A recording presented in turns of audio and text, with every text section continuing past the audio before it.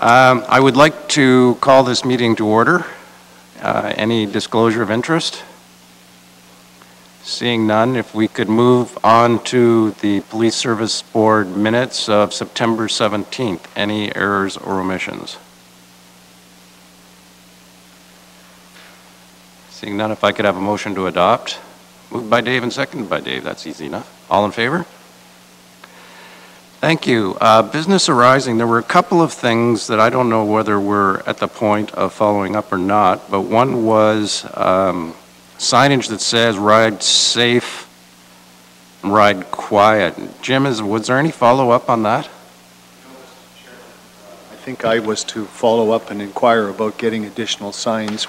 I know the sign shop for the county has purchased them and we've located them in the hamlet, so I apologize, but I have not taken any action on that, so I will this time.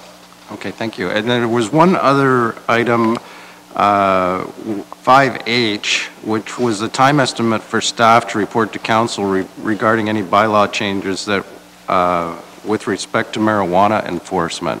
Has anything happened on that, or has there been any revision to the topic? There has. We've had another, this time an application that's come forward to county council regarding a farm separation rather, which would potentially, and both our staff report and the applicant's planning justification report and a real estate listing all reference the production of medical marijuana as a possible use. So that matter was deferred last night at County Council for the period of 3 months, which is the maximum council can defer a decision on a planning application. And that is the time frame we've now asked staff to report to council on this whole business of how to deal with either legitimate or not legitimate small medical designated use marijuana production facilities. So that's kind of the time frame I'm afraid that we're looking at. It still could be another couple of months, 2 to 3 months, before we get something back at the council table that will inform council as to what controls, if any, we can apply in those situations. Such as setbacks, just like we did for the large commercial ones, that is covered by our zoning bylaw in terms of the large commercial production facilities. We could impose setbacks there. We could impose other site plan controls, such as requiring air filtration if it's a greenhouse, so that the air coming out of the greenhouse is not laden with the odor of the marijuana. Those would be the kind of things I think that the county can do. And I realize that doesn't really affect this board and what the OPP can do. But I understand, Inspector, that there is a working group now that the OPP is participating in? Yes. That's correct? I should have referenced that, but that is they're calling it the, oh shucks, I forget the name, but yes, there is a working group that the OPP is participating in, and they've asked Health Canada as well. I don't know if they've responded yet that they'll take part. That is correct, Mr. Chairman. We're meeting November the 8th. We've had one meeting, which was an informative webinar, and our next meeting is November the 8th. So at this point, there's nothing we can do other than participate in the process. Okay, any other business arising that any other members saw? If we could move on to correspondence, Port Dover Community Policing minutes. Any questions or comments?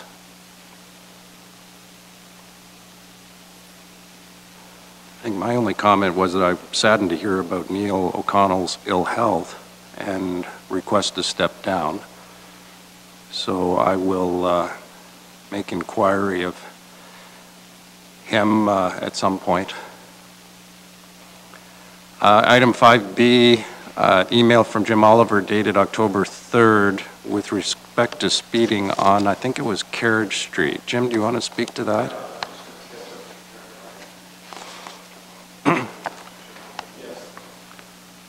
Sorry about that. as we typically do, I guess we're just, when we get these inquiries from our colleagues at council about complaints from the public, I ask Maureen to bring them forward to the board, and so that's what this one is as well. I don't know if staff have had any complaints directed to them about speeding on this section, or whether we can take some action after this one. Yes, we've received no complaints prior to this one regarding, I believe they're looking at Churchill Circle, which we all know is a short street downhill there. I will do a speed spy on it, but it may just come down to the fact that I will speak to the, it appears that it's only at church time, so I can speak to the minister at the church and perhaps just something said about as they're coming down to the hill will take care of the problem. But I'll be able to report back next month. They're speeding to church or speeding away from church, one or the other. I hope it's to church. Sadly, that's what I was thinking too, so. Any other comments on the email? If we can move on to the OPP 2018 billing statement.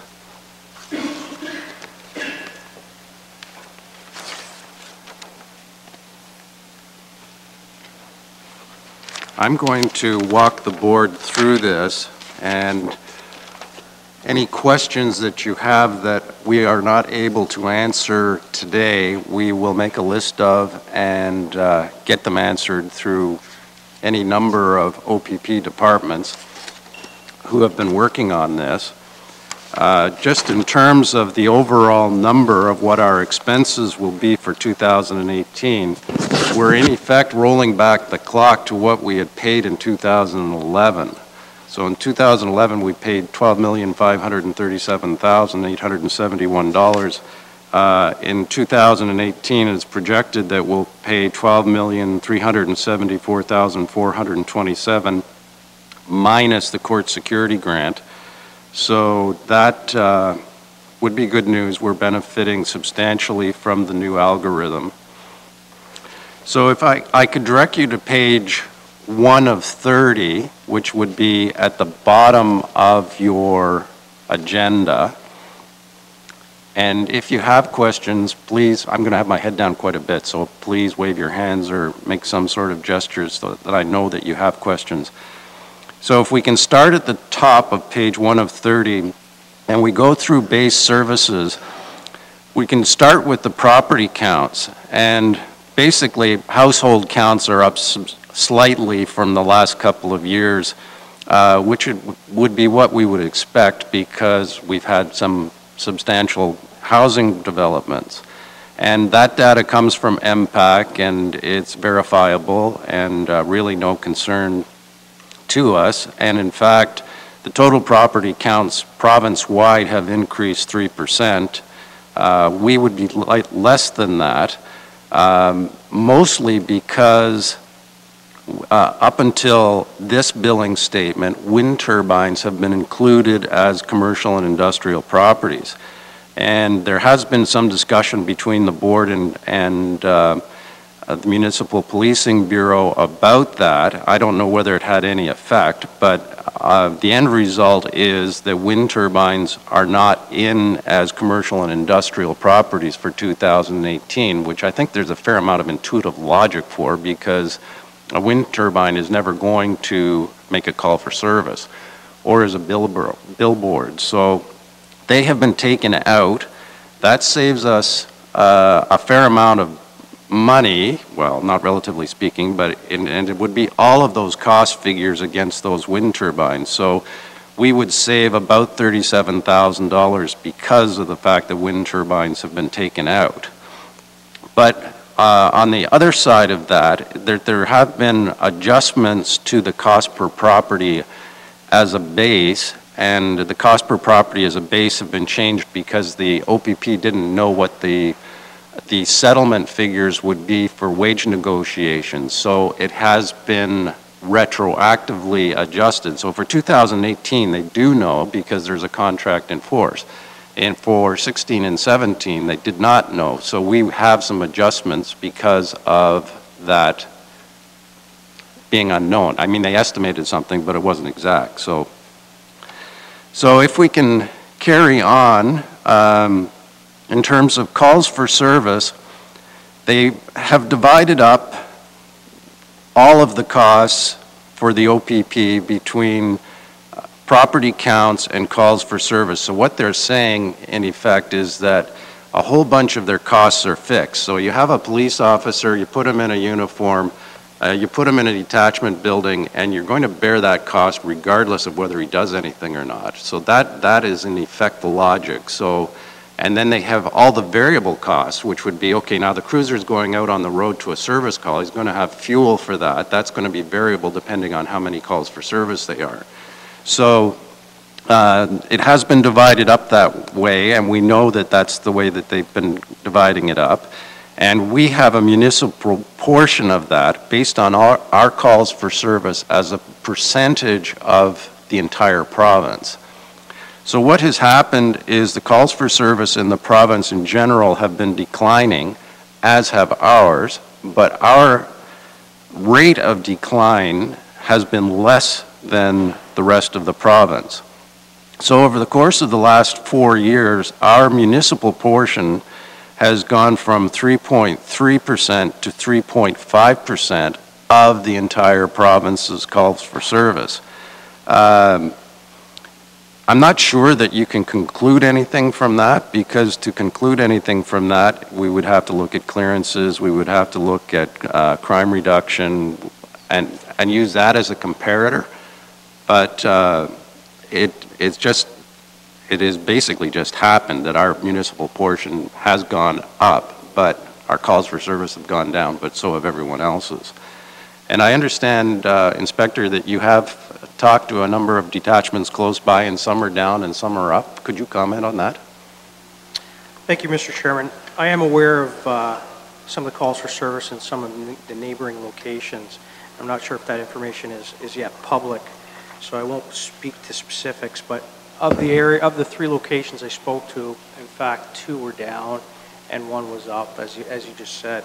So it is variable, and I mean, we can continue to look at the calls for service and monitor them. There is a billing summary report that exists that can be provided monthly. I have pulled the calls for service billing summary year to date for this year, and we're actually looking at we're down compared to last year. So that 2016 number and your average will be impacted by that as we go forward. I'm looking at a difference in 2016 year to date was 11,043 calls for service. Year to date this year is 10,388 calls for service in the billing category. Any questions on that? Okay, well, we'll keep on going. Our next entry is overtime, and overtime in terms of the estimate is based on a 4-year rolling average. But that's the estimate. What we do is we pay actual, and for 2018 we'll be paying actual in 2020. So if we can move on to contract enhancements, the next figure, 15,327, that is our admin vehicle and our ATVs and our trailers. And it's reproduced in the billing statement, but it is combined with other enhancements. And they basically have done that because some are eligible for a phase-in adjustment and some were not. And the ATVs were eligible for phase-in adjustment. And the enhancements of our civilian data entry people were not. So that's why it's presented this way. Next figure was court security. Again, we had increases in costs in 2015 because of our new courthouse, but it is not something that we particularly get alarmed about because we have a very large offsetting grant from the province that virtually negates all of the 295,000. So it will end up, our net cost for court security has been fairly stable over the course of the last few years at 20,000 per year. And the way that the court security grant is doing, and it has changed a number of times over the last few years, is that it will be calculated into our monthly bill 25% in February of 2018, and 75% in September of 2017. Prisoner transport is basically prisoner transport province-wide, and that's the number that they come up with. Accommodation and cleaning services, that would be our fleet manager and benefits, and cleaning of our detachment building, and hazardous waste disposal, and it's all part of a cost pool that is larger than just us, and I'm not exactly sure how big the cost pool it is, but it would be our percentage of that cost pool. Yes?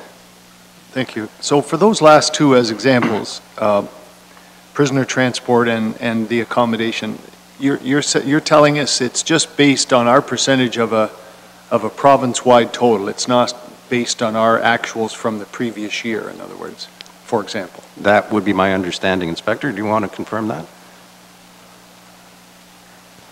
I'd have to verify the actual, everyone that's included in that, but there is a cost per property that's established based on that service, and it's that cost per property that's applied. All right. Thank you.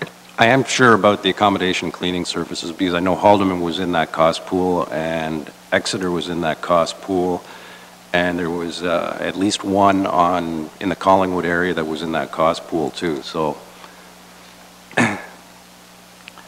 so if we could carry on to the enhancements added after January 1st, 2015. 241, 646 are our civilian data entry people. And if we go to the 2015 year-end adjustment, we can see that it's in our favor, $191,948. And the basic cost driver of that, or the basic refund driver, is again overtime, that it was, the estimate was based on a 4-year rolling average. And as we paid actual at 50,000 of the 191 would be because our overtime was stated higher than it ended up actually being. And then in 2000, and the rest of it would be adjustments for OPP wages. And the 2016 year-end adjustment, it was not in our favor, 53,596, mostly because of court security costs. But the court security costs, again, are subject to the provincial grant and would be largely offset. So it is, as we have been saying over the course of the last couple of years, that we expected our adjustments going into 2018 to not be very substantial, and they're not very substantial as a percentage of the whole. In fact, they're in our favor, 150,000.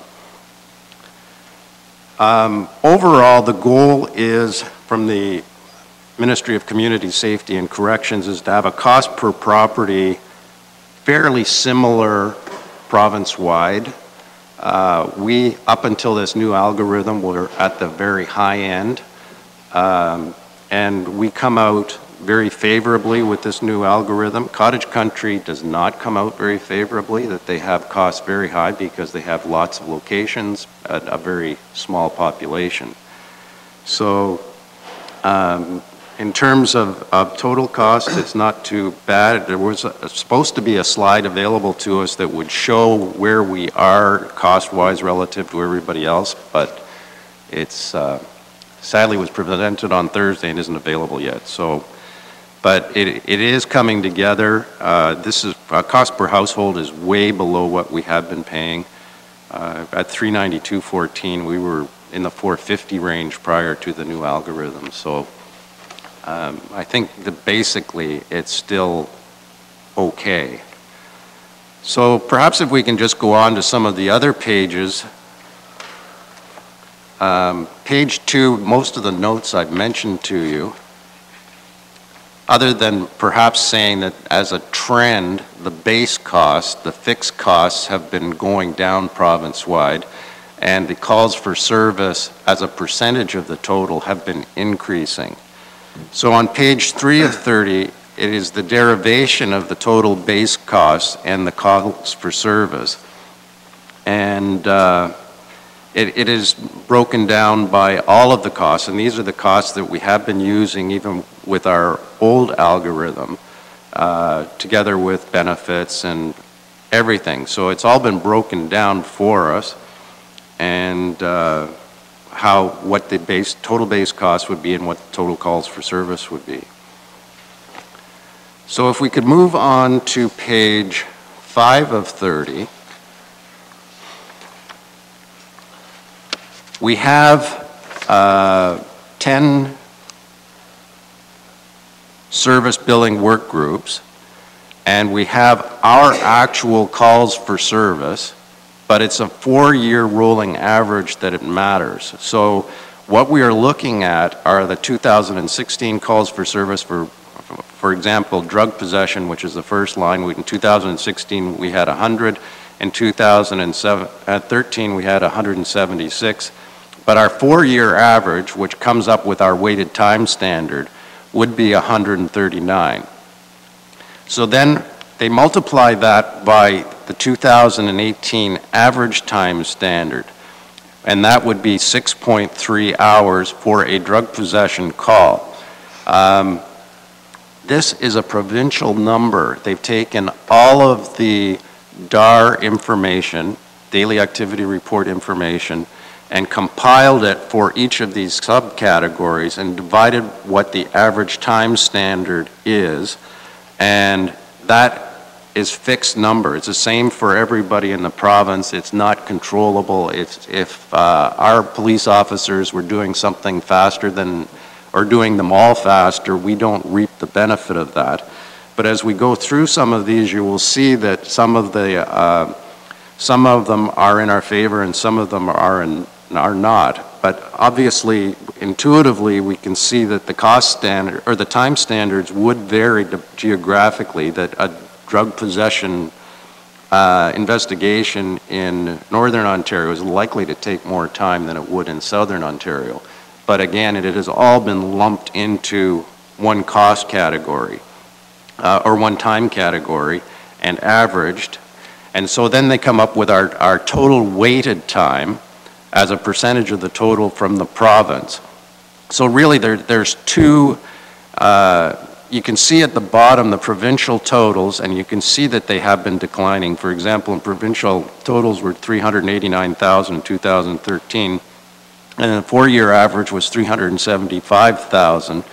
So they have been declining, but as I said earlier, they have been declining at a rate faster than we have been. And that's really all you can conclude that I'm aware of, and unless some member has been able to think that there's some conclusion that we can make from that. So the next pages are, Dave? Yeah, through you, Mr. Chair, to our OPP staff. This time, we're now in the age of technology. Do you find in a lot of these calls for service drugs and that the time is lessened with the advent of the use of the internet, the internet, but the computers and what's available out there?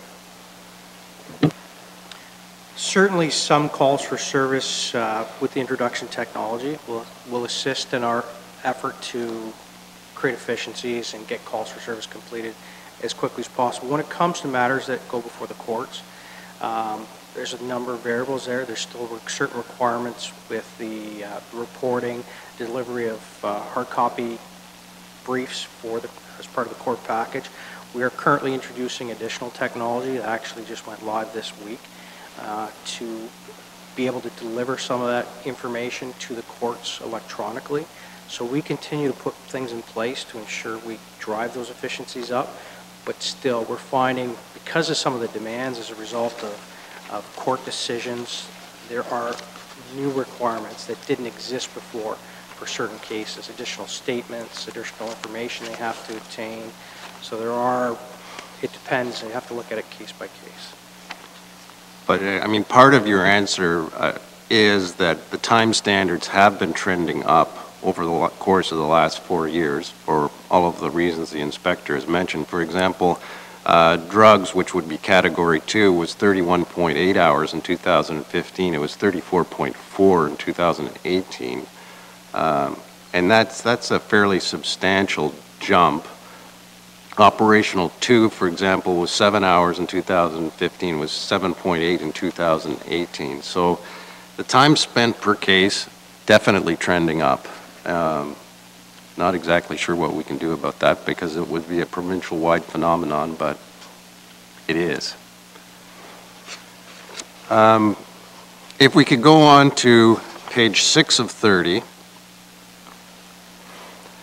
So the next number of pages are our calls for service designated by working group. And they're all itemized in here. I noticed some that were up substantially that I was going to ask for, and I was going to invite other members to ask about any call for service that they are alarmed by the number, and certainly the assist public was one that flew off the page for me, whereas it's the fourth one up from the bottom on page 6 of 30. And in 2013, it was 1,074 calls. 2016, it was 2,185 calls. So, Inspector, I was wondering if you would make comment on that. So we did have a look at this category because it did stand out. Basically, each one of these calls are a request for police service. And there are a number of reasons, or there's no specific requests for assistance. They do vary. Having gone through a number of them initially, they're all have police response. What I've asked is our analysts to take a look at these calls for service in more detail, try and figure out if there's something we're missing that is driving these calls up. But again, through my initial cursory research, these are all things that we have responded to in some manner, and it's been some request by a member of the public needing the service of the police. To say that there's some specific reason at this point for that variable, that change, I can't say that yet. Jim? Thank you.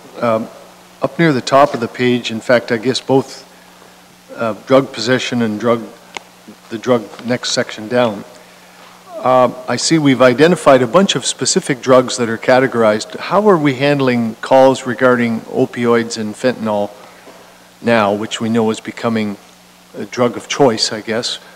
Is it just listed there under the other controlled drugs and substances? And if so, would there be value in trying to start separating it out so we can monitor the frequency of calls regarding opioids and fentanyl, if different than what's there? So at this point in time, that opioids would be categorized in that area. I agree completely. That is something, without question, the OPP will be looking at. Obviously, these calls tie into, as I understand, Statistics Canada reporting variables, or uniform crime reporting numbers. So I think there's a couple of other areas that we just need to catch up. So I fully expect that given the prevalence of opioids at this time, we will see a very specific category to that in the future. Do we have to make any mention of that we would like to see opioids divided out under drug possession?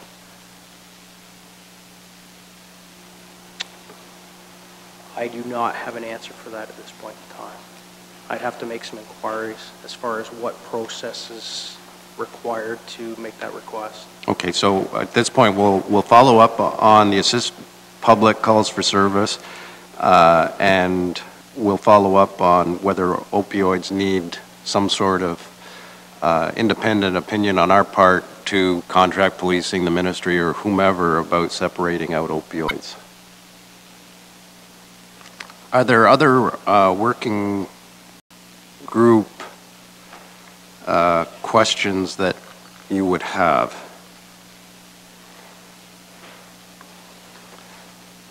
I think I would like to point out on page 7 of 30, item 3, domestic disturbance.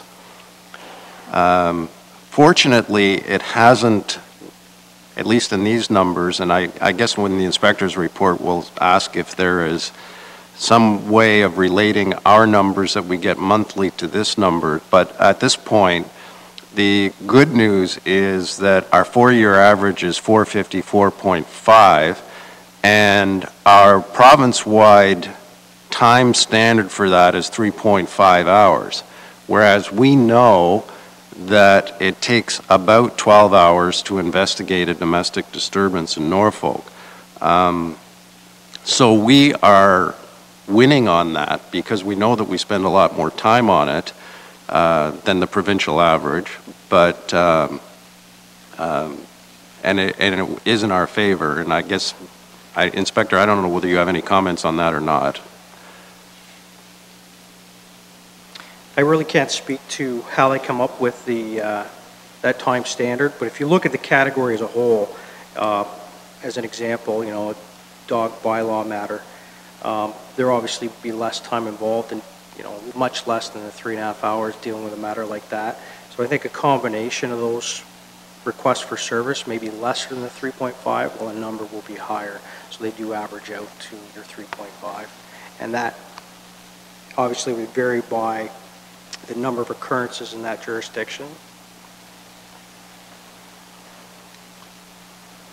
If we could move on, unless there are more questions, perhaps to page 9 of 30. I mean, operational 2 calls are ones that have interested the board a lot. Fortunately, the time standard's not huge for it, but it does list all of our 911 calls, all our false alarm calls. The time standard, I think, was an hour and a half. Yeah, 1.2, which would be about what it is, but it is, there are a lot of calls there.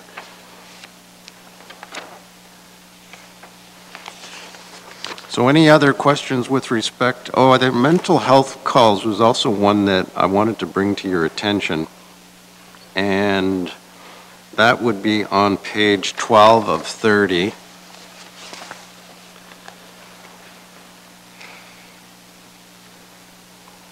And I don't know, Inspector, I guess we'll have to throw this one to you. The time category for this would be 3.1 hours for a mental health call, whereas in your report this month for 2016, you reported 2,933 hours.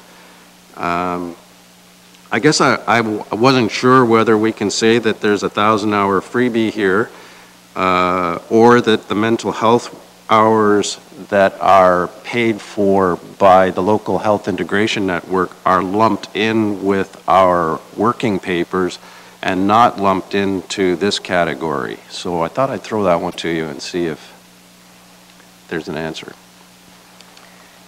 So with respect to the billable category, again, that time standard is based on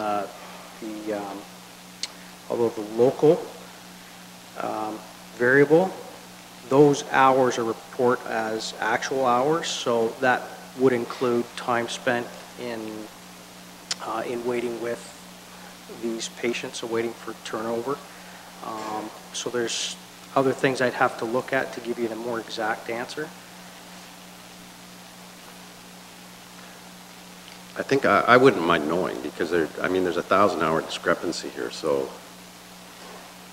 that round numbers is $150,000. So I wouldn't mind knowing whether it's reconcilable, or whether we're getting a freebie, or whether the LIN hours are being included. Yeah, I'll certainly take that back and we'll get an answer for you. So any other questions on calls for service? So if we could go to page 15 of 30, this is really what I was referring to. This page refers, the top numbers are our civilian data entry people, but some of the bottom numbers are our ATVs, and it's just a complicated presentation, but for example, if you go to the other direct operating expenses, the second number is $1396. The fifth number is $8709. That's our admin vehicle. Our all-terrain vehicle costs are $4314, and our trailers are $908. And that, on our first page, was a number that, if you total those four, that comes to the 15,327 that was above the line on our summary page. And then our actual cost of the civilian data entry people would be a mixed bag of numbers that comes up to 241,646. And so they're subtracting out all these just to make it simple. And that is the cost. So presentation-wise, it's a little bit more complicated, but it is decipherable. On page 17 of 30,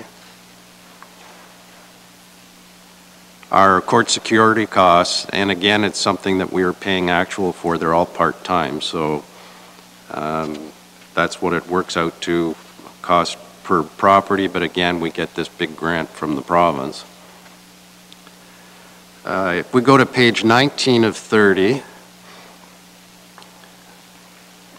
is a reconciliation for 2015. And the original per property estimate, the first number that you're seeing under cost per property was originally estimated at 200.51.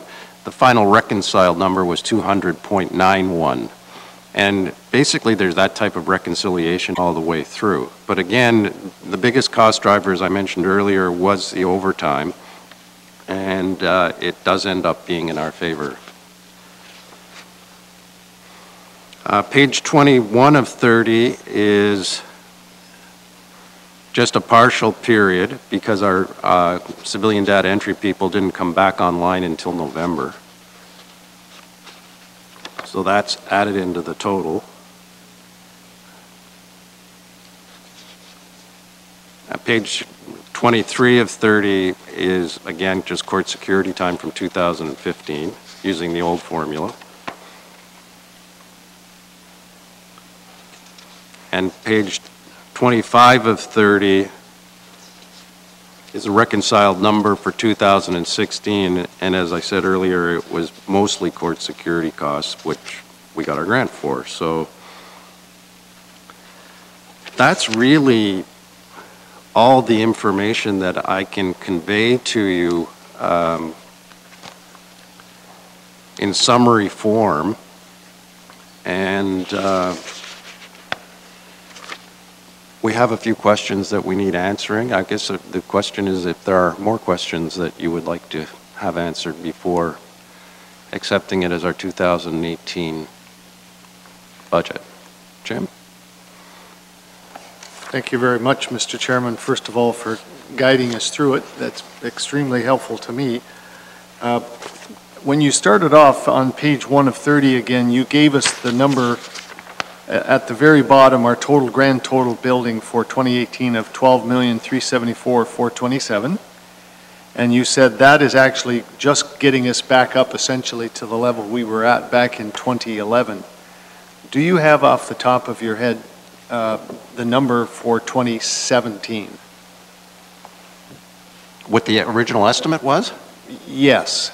What we would have, this comparable number for 2017, it just is of interest to me. And if you don't, it's okay. We can maybe ask Maureen to give it to us at a later date. But I'm always curious. This is good to have these historical numbers, but the previous year is the one that, from a budgeting perspective at County Council, is most helpful sometimes. So.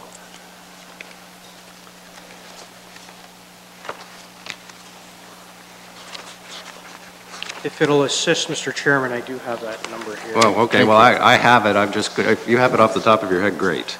I have an amount of $12,238,600. 12,238,600? Yes. Thank you. So our So net it's just is up marginally up from last year's budgeted estimate. 1%. Yep. Thank you. Any other questions? I think if the board's okay with this, we'll defer accepting it as our budget for 2018 until our next meeting when we get answers to those questions. And we'll just play on with the rest of our agenda. So if we could move on to the OPP report, Inspector. Thank you, Mr. Chairman. Good morning. So I'll start off with the overtime spending. The overtime allotment per the contract is $359,847 for 2017. Dollars spent to date are estimated at $239,823.80. The percentage to date is 66.65, compared to last year. This time we were at 79.84% for the municipal portion of overtime. One thing that I would like to mention here is that we have asked the question before, what happens to the overtime for shift shortages? And my understanding is, I mean, we've had this answered incorrectly in the past, but my understanding is that when it is a designated shift shortage, it is a provincial overtime responsibility. And my information also is that Staff Fashing has confirmed that it is being ferreted out and booked to the province. So, I mean, that gives us some degree of relief on the fact that shift shortages, which we've had a fair number of over the course of the last year, are being billed to the province and not to us. Go ahead, Inspector. Thank you. The auxiliary placing hours for the month of September totaled at 423. We are currently recruiting, and we have a testing phase ongoing to bring in new members. Crime Stoppers, there have been 465 anonymous tips received so far this year to date.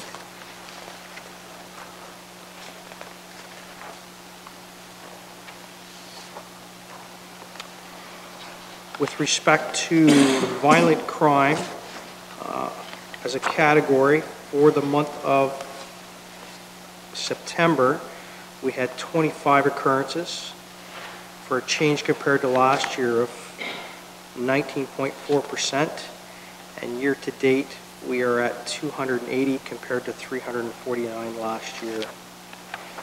Property crime as a category, for the month of September, we are at 131 occurrences compared to September last year of 142. And year to date, we're at 1,012 compared to last year at 1,008, for a change of 8.7%.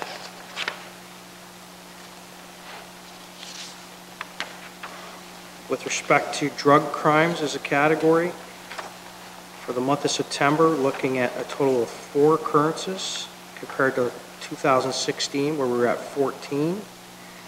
Year to date, we're at 56 compared to 76 last year, for a difference of minus 26.3%. Our clearance rates for the month of September were at 22% compared to last year at 31.2%. And year to date, we're at 36.4% compared to last year at 39.9%. And that clearance rate speaks to violent crime, property crime, and drug crime. Dividing out those categories, I will look at and speak to the SALT. Based on the 5-year trend, we were expecting 25 events or occurrences, and during this reported month, 18 actual events were investigated. We are below the projected range for the month of September. We're equal to last month, but down over last year. Domestic disturbances, based on the 5-year trend, we anticipated 50 occurrences, and during the month of September, 41 actual occurrences were investigated.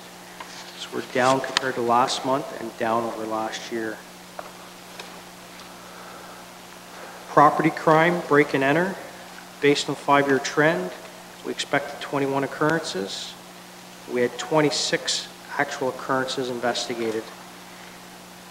We are within the projected range, and I should note that a number of these break and enters were a result of a prolific offender who was arrested and charged.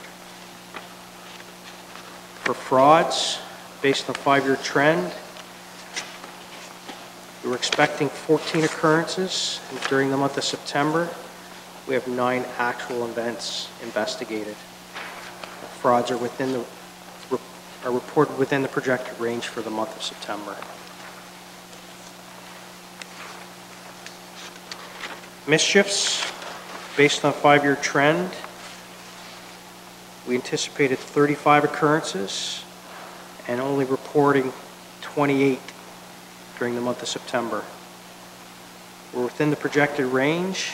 We're down compared to last month and down compared to last year. Thefts from motor vehicle, based on the 5-year trend, we were expecting 12 occurrences. During this month of September, 19 actual events were investigated. We were actually above the projected range for the month of September. Upon reviewing the incidents, half of them involved theft of license plates from vehicles and trailers, and a number of other ones involved valuables such as wallets, medication, and sunglasses from unlocked vehicles. So we need to continue to remind the public to ensure that they do not store valuable items that are visible from the outside of the vehicle. So we are up compared to last month and projecting up from last year. Theft of vehicle, based on a 5-year trend, we expected 9 occurrences. During the month of September, 13 actual events were investigated. We are within the projected range for September. We're up compared to last month, but down compared to last year. I will point out that in reviewing these incidents, 4 of the 13 were related to the break-and-enter occurrences since ATVs were stolen. So the break-and-enter occurrences, that prolific offender I mentioned earlier. Theft under, based on the 5-year trend, we estimated 55 occurrences. And during the month of September, 50 were investigated. We're within the projected range for the month of September. However, theft under occurrences are up. Within the drugs category, based on the 5-year trend, we expected 10 occurrences for the month. We actually report 4 actual occurrences that were investigated. We are below the projected range for September. I will point out that Norfolk County Community Street Crime Unit executed 2 search warrants in September. As a result of the warrants, 11 persons were arrested, resulting in 60 charges. Over $5,000 in Canadian currency was seized, along with over $86,000 worth of drugs.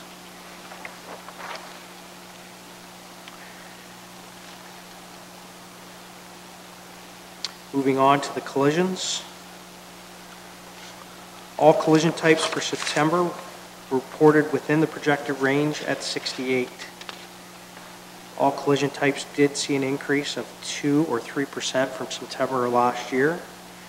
A year-to-date increase of 10.7% was observed from the same time frame last year. Property damage collisions for September reported below the projected range at 47. Non-fatal injury collisions for September reported above the projected range at 21. Non-fatal injury collisions totaled 21 for September. Fatal collisions for September reported below the projected range at 0. So we did see a decrease over last year. Impaired driving, based on the 5-year trend, we expected 4 occurrences, and during the month of September, 1 actual occurrence was investigated. Impaired driving events are within the projected range for the month of September. Mental Health Act, based on the 5-year trend, we expected 42 occurrences. During the month of September, 43 were investigated. So we're above the projection, but within the range. And that, Inspector, that number where it says 2016 hours dedicated of 2,933 is the one that I would like some degree of reconciliation, if that's possible, to the number on our billing statement, which I think was 355. So it would be 355 times the time standard. And I will have a look at that Okay. for sure. So during the month of September, members were involved in 43 Mental Health Act-related occurrences, dedicating 170 and 1/2 hours to their investigations. The average year-to-date time spent per MHA call for service is 5 hours. Again, I'll look at that discrepancy. Dave?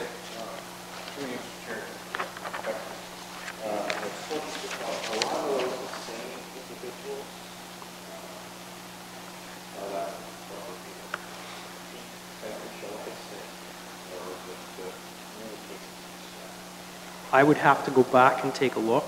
So with respect to the Assist Public, our review, we'll look at that as well. That's one of the questions that I have raised. Certainly want to take a look at those occurrences.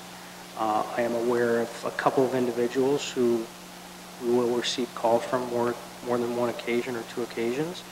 We want to quantify that and see what we can do to address those matters.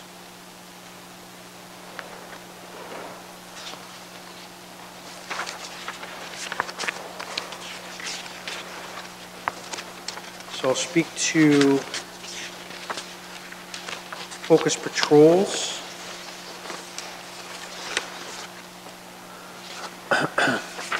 So for focus patrols, currently we have one open in relation to crime, and that's the thefts from motor vehicles, which I mentioned earlier, in the area of Simcoe, and that is currently running between 11th of October to 31st of October. Obviously, we will continue in our efforts outside of that. We want to focus and assess the problem in this period of time. For traffic, we continue our Highway Safety Division Big 4 on Highway 3 between Simcoe and Delhi. Again, that runs till December 31st, December 2017, and that was mentioned in the last meeting. Also, the Highway Safety Division Big 4 on Highway 24 between Brant County and Simcoe. And that's, again, running until the 31st of December 2017. It was also raised in the last meeting. Very quickly, I'll go back to the first one, my apology. As of the 17th of October 2017, 38 officers have dedicated 234.75 hours to this patrol. A total of 68 charges and 14 warnings have been issued. With respect to the focus patrol on Highway 24, as of 17 October 2017, 31 Norfolk County officers have dedicated 429 hours to this patrol. A total of 243 charges and 11 warnings have been issued. So that's a prime fishing ground. We continue to see a number of people who are traveling above the posted speed limit for sure. And we will continue to concentrate our efforts in those areas as time permits. With respect to the focus patrol on Nelson Street in Port Dover, that continues. That's running between the 28th of September and the 28th of October. That was generated as a response to a complaint regarding speeding along Nelson Street in Port Dover. As a result of a speed spy study, the need for focus patrol was identified. I personally spent some time down there and do see a number of people traveling in and not reducing their speed at the posted speed sign. I was actually approached by a member of the community, and our efforts were thanked. Obviously, our visibility has been seen down there, and people are noticing. With respect to the another focus patrol, speeding in Delhi on Pine Grove Road. This is running between the 16th of October to the 30th of October. This was generated in response to a complaint of speeding along Pine Grove Road in Delhi. A speed spy study was conducted and supported the need for this focus patrol. Additional focus patrol in Delhi on Swimming Pool Road. This will run between the 16th of October to the 30th of October. Again, this was in response to a complaint of speeding along Swimming Pool Road in Delhi. A speed spy study was conducted and supported the need for this focused patrol.